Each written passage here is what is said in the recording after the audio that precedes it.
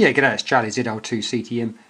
Well, I want to do another build, and I've been thinking about this one for a little while now. I want to have up next to the bench here just a simple AM radio for picking up the local broadcast band. And there's a couple of channels there which I wouldn't mind sort of just listening to as I'm pottering around. Sure, I could put up a commercial radio, but what's the fun in that? So I wouldn't mind actually building another AM radio. I built one a while back for shortwave. But this particular one, like I say, is going to be for the broadcast band. So notionally that sort of 1 megahertz is our desired frequency that we want to pick up. I'm thinking about making it, and I'll come back down to here, a single conversion radio, which then makes me start to think about what the IF frequency is going to be, which then forces you to start to think about image rejection. So I was sort of toying with the idea of either 455 kilohertz or utilising this AM crystal filter which I've had in the junk box for quite some time. The whole idea of the radio here is just to utilise the component sitting in the junk box. And like I say, this one here sits at 9 megahertz. So, so in terms of the image rejection, I was sort of starting to think about that one. So if we've got an RF frequency of, say, 1 megahertz, and our IF is sitting at 9 megahertz, then we have a choice of a VFO sitting at 8 megahertz for low side injection, or a VFO sitting at 10 megahertz for high side injection. In other words, 8 plus 1 equals 9 for our sum, or 10 minus 1 equals 9 if we're using the difference in terms of the output of the mixer.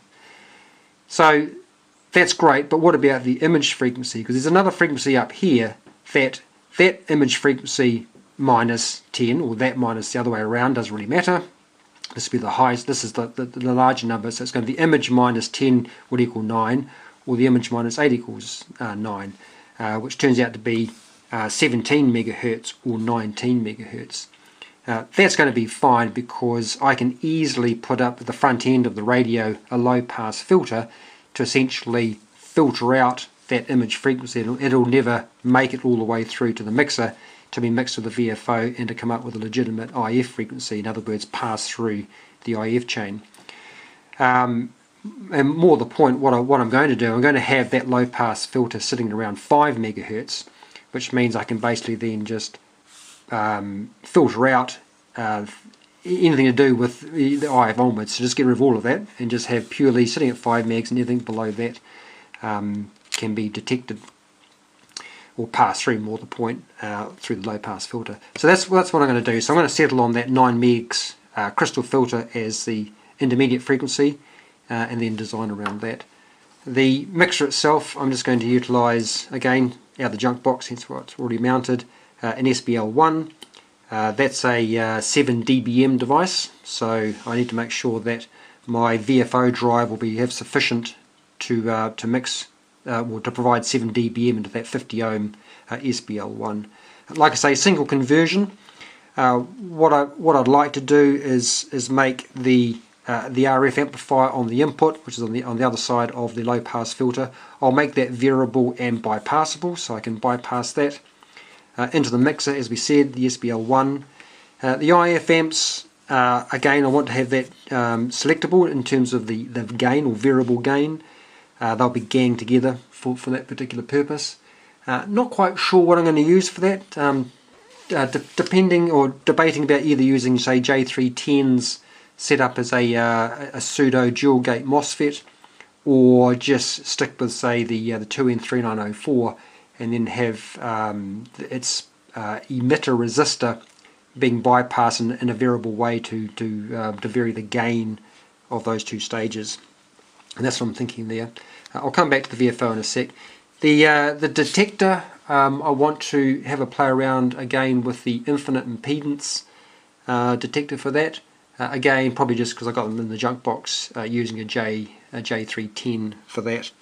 And in the audio amplifier, won't be using any kind of integrated circuits, be it the LM380 or otherwise. In this particular case, I might look to use, for the final part of that AF amplifier, say a couple of tip 32s and a push-pull arrangement to drive the speaker. So I don't want to say it's old school, but sort of just having a bit of a play around with some different ideas. Now for the VFO, what I want to do there is use the Franklin oscillator. It's an oscillator that I haven't used before, and it sounds quite interesting from a stability point of view. Noting there's no such thing as a fantastic stable, well, out of the box stable LC oscillator. But in this particular case, that one sounds quite intriguing, so I want to utilise that. And what I do want to utilise is this variable capacitor here, which I've had for quite some time. I just like mechanical things and knobs, and as you know, so that's what I'm going to use for that particular case. What I am going to do is have an enclosure for the VFO, and what I'm thinking is sitting on top of this board here would be a piece of copper plate, and then I'll build up and around this particular capacitor here a box, and I'll have that box sort of mating up against the metal face here to provide some shielding. So that's the plan there. The good thing about the Franklin oscillator is both the capacitor and the inductor are grounded on one side, which sort of aids stability. In this particular case, it's exactly the same here. The stators on this one here is actually earth as opposed to the rotor. So that's what I'm thinking about doing for that. Should be a fun little build. What I will look to do is play around with LT Spice for this particular one, and do some simulations, and then look to do the normal through the oscilloscope and the spectrum analyzer probably, and just have a bit of a play around with the circuits. But like I say, just a fun little build, nothing spectacular here, nothing earth-shatteringly startling, but like I say, it's something which I've been wanting to have for a little while now, so I'm quite looking forward to building it. It should be quite fun. Again, not after high fidelity. I quite like the old school sound of an AM radio. Sort of reminds me of growing up, living overseas, listening to shortwave radios and the news in the morning.